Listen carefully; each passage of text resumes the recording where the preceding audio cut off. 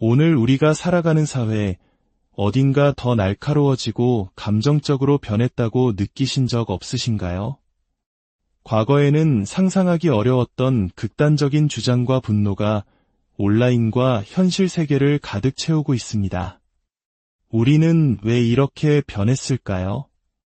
오늘 이야기는 현대사회의 집단적 심리를 파헤치는 한 심리학자의 깊은 통찰에서 시작됩니다. 물리학자에서 심리학자로 전향하고 스스로가 자기애성 성격장애 진단을 받은 독특한 이력의 소유자 세마크닌 교수의 시선을 따라가 보겠습니다.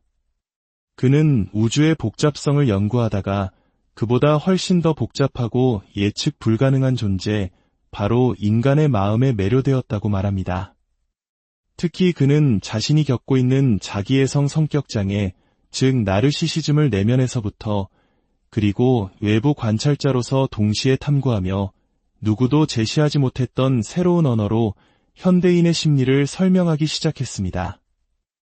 우리는 흔히 나르시시즘이라고 하면 부정적인 이미지를 떠올립니다. 하지만 전문가들은 모든 자기애가 병적인 것은 아니라고 말합니다. 사실 건강한 자기애는 우리 모두에게 필요합니다. 이는 자신감과 자존감의 원천이며 현실적인 자기인식을 바탕으로 세상을 살아갈 힘을 줍니다.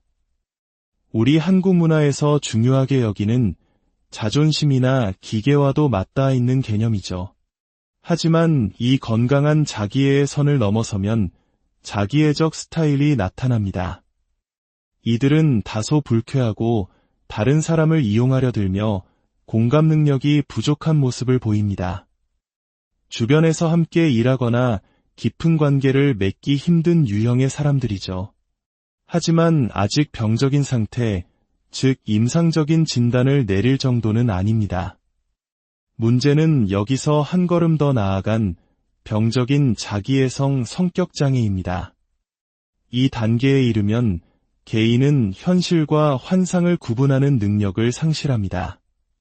그들에게 다른 사람이란 독립된 인격체가 아니라 자신의 마음속에 만들어 놓은 이미지, 즉 내적 대상에 불과합니다.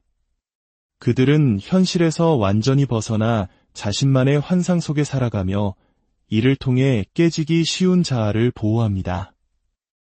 마크닌 교수는 바로 이 지점에서 현대사회가 직면한 심각한 문제를 발견합니다. 지난 수십 년간 특히 젊은 세대를 중심으로 이러한 자기애적 성향이 팬데믹처럼 번지고 있다는 수많은 연구 결과가 있습니다. 한때 어떤 학자는 나르시시즘을 미국적인 질병이라고 말했지만 이제는 전 세계적인 현상이 되었습니다. 특히 무한 경쟁과 소셜미디어를 통한 자기과시가 일상화된 한국 사회에서 살아가는 우리에게는 이 문제가 더욱더 피부에 와 닿을 수밖에 없습니다. 남들에게 어떻게 보이느냐가 무엇보다 중요해진 체면의 문화 속에서 우리는 모두 어느 정도 자기애적 성향을 강요받고 있는지도 모릅니다. 그런데 이야기는 여기서 끝나지 않습니다. 우리가 목격하고 있는 이 변화의 핵심에는 나르시시즘보다 더 깊고 광범위한 또 다른 심리적 동력이 작용하고 있다고 합니다. 수십 년간 정신병동에서 환자들을 관찰해온 한 임상인은 흥미로운 변화를 목격했습니다. 1980년대 초반만 해도 환자들의 성격장애 진단은 의존성, 강박성 등 매우 다양하게 분포되어 있었습니다. 하지만 80년대 후반으로 갈수록 거의 모든 진단이 비군 성격장애, 즉 반사회성, 자기애성, 그리고 특히 경계선 성격장애로 수렴되기 시작했다는 것입니다. 마크닌 교수는 이것이 단순히 개인의 문제가 아니라고 주장합니다. 우리는 지금 경계선적 문명을 만들어가고 있다는 것입니다. 경계선 성격장애의 핵심 특징은 극심한 감정의 조절 불능, 버려짐에 대한 극도의 불안, 그리고 세상을 선과 악, 아군과 적군으로 나누는 흑백 논리입니다. 이들은 안정을 갈망하지만 동시에 친밀한 관계가 자신을 삼켜버릴 것이라는 파멸적인 공포에 시달립니다. 이러한 특징들이 이제는 개인을 넘어 사회 전체의 작동 원리가 되고 있다는 것이 그의 진단입니다. 우리는 정신 건강 용어를 빌려 세상을 이해하기 시작했습니다. 특정 정치인의 행동을 나르시시스트라고 설명하고 국제 분쟁을 감정 조절에 실패한 리더들의 경계선적 행동으로 분석합니다. 이렇게 사회 전체를 지배하는 서사가 경계선적으로 변하면서 개인들 또한 그에 맞춰 행동하고 스스로를 경험하게 됩니다. 이는 마치 보이지 않는 방사선에 계속해서 노출되는 것과 같습니다. 그리고 이 변화의 중심에는 바로 기술이 있습니다. 우리가 매일 사용하는 스마트폰과 소셜미디어는 우리 문명의 병리적 특징을 강화하고 지지하는 강력한 도구입니다. 이 기술들은 근본적으로 두 가지 특징을 가지고 있습니다. 첫째, 현실로부터의 도피입니다. 우리는 가상 공간이 제공하는 대안적 현실 속에서 진짜 삶의 고통과 마주하기를 거부합니다. 둘째, 신호 보내기입니다. 우리는 기술을 통해 끊임없이 세 가지 신호를 보냅니다. 첫 번째는 존재의 신호입니다. 나 여기 있어요. 나를 봐주세요. 내게 관심을 주세요. 이것이 바로 소셜미디어의 본질입니다. 두 번째는 도덕적 우월성의 신호입니다. 특정 사회적 이슈에 대해 자신의 올바름을 과시하며 피해자 연대에 동참하고 분노를 표출합니다. 세 번째는 상처받지 않음의 신호입니다. 나는 강하다. 나는 회복 탄력성이 뛰어나다. 나는 승리자다. 라고 외치며 자신의 취약성을 감춥니다. 이 모든 신호 보내기는 철저히 환상적이고 상징적인 공간에서 이루어집니다. 현실과 완전히 분리된 것이죠. 이런 환경에서는 환상에 가장 능숙한 나르시시스트들이 유리한 고지를 점하게 됩니다. 또한 피해자 의식, 감정의 폭발, 수동 공격성 등이 주된 소통 방식이 되면서 이는 경계선 성격의 구조와 완벽하게 맞아떨어집니다. 기술은 우리의 병리적 욕구에 부응하고 병리화된 문명은 다시 그러한 기술을 더욱 확산시키는 악순환이 반복되는 것입니다. 이는 특히 온라인 공간에서 격한 논쟁과 사이버 레카, 조리돌림 문화가 만연한 한국 사회의 모습과도 깊이 겹쳐 보입니다. 한번 적이라고 낙인 찍히면 무차별적인 공격을 가하는 집단적 행동은 사회 전체가 경계선적 불안과 분노에 휩싸여 있음을 보여주는 단적인 예입니다. 그렇다면 이 거대한 흐름을 되돌릴 수 있을까요? 와크닌 교수의 대답은 비관적입니다. 이 변화는 이미 되돌릴 수 없는 지점을 지났다는 것입니다. 그렇다면 우리는 무엇을 해야 할까요?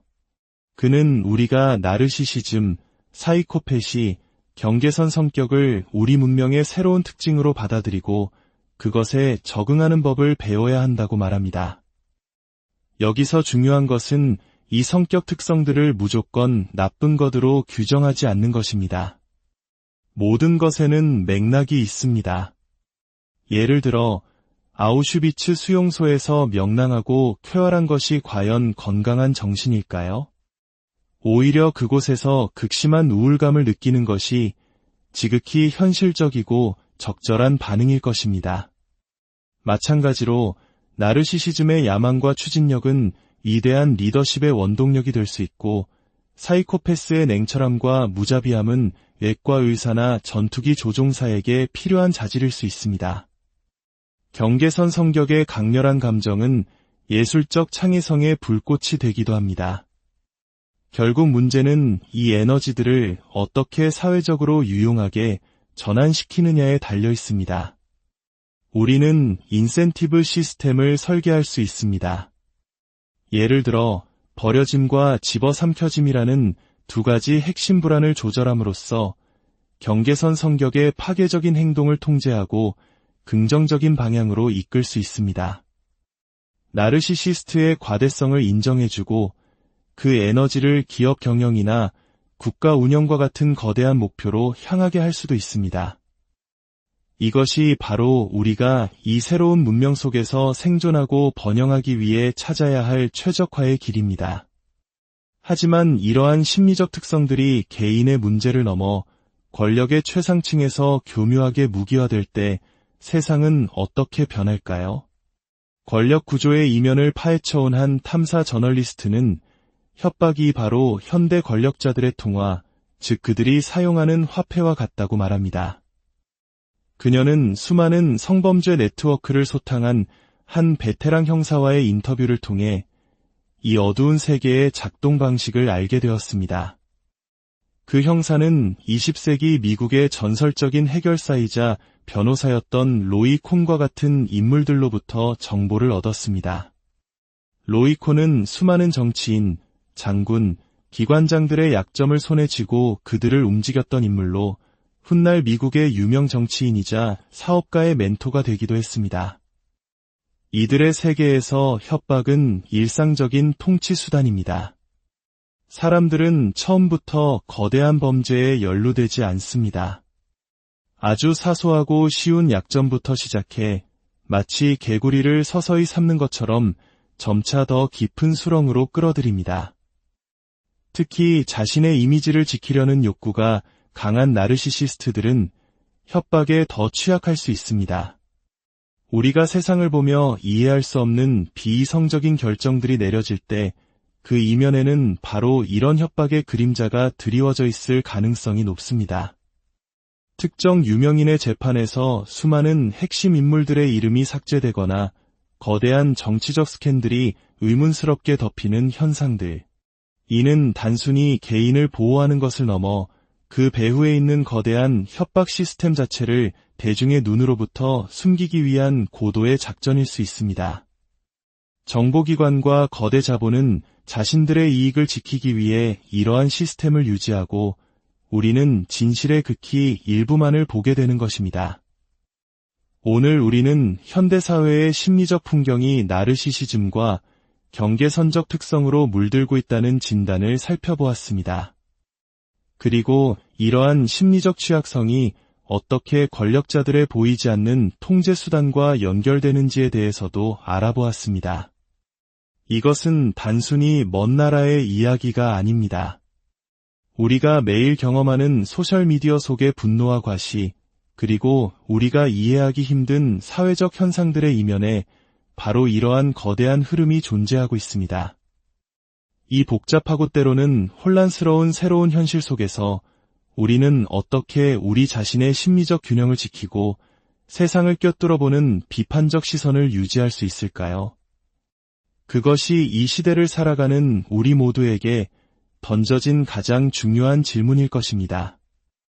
이야기가 여러분에게 새로운 관점을 제시했다면 좋아요와 구독으로 저희에게 큰 힘을 실어주세요. 여러분의 관심은 저희가 세상의 깊은 흐름을 탐사하는 여정을 계속할 수 있게 하는 원동력이 됩니다. 주변에 이 통찰을 공유하는 것은 혼란의 시대에 지혜의 빛을 나누는 소중한 행동이